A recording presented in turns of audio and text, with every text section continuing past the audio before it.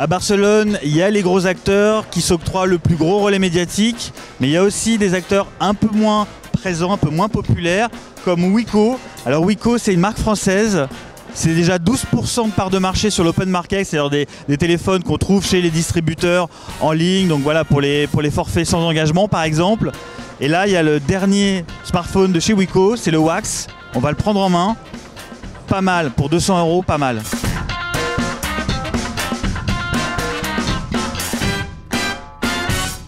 Bon voilà, on est donc sur le Wax. Wiko, c'est un peu une spécialité sur de l'entrée de gamme, hein, entrée milieu de gamme. Donc voilà, en termes de poids, c'est très léger. En termes de finition, c'est aussi très léger. C'est vrai que les plastiques craquent un peu, c'est souple. Mais bon, encore une fois, voilà, c'est un positionnement entrée de gamme pour de l'open market, pour du sans engagement.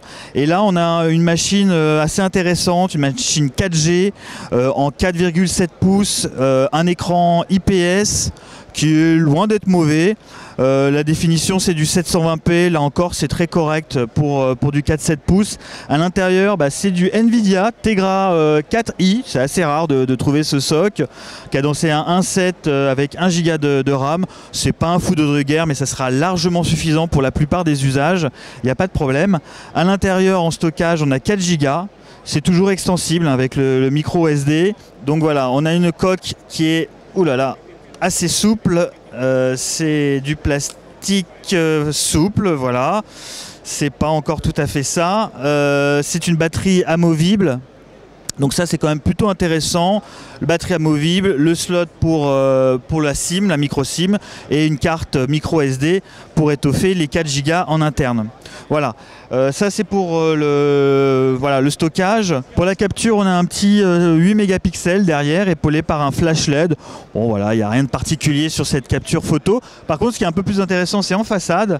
Un peu comme chez Huawei, on a un capteur de 5 mégapixels. Donc ça, c'est très positionnement selfie pour les jeunes. Ça va pas mal marcher en 5 mégas. Que peut-on dire?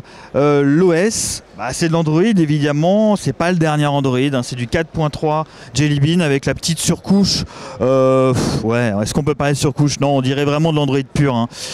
C'est pas non plus l'intérêt d'avoir une grosse surcouche.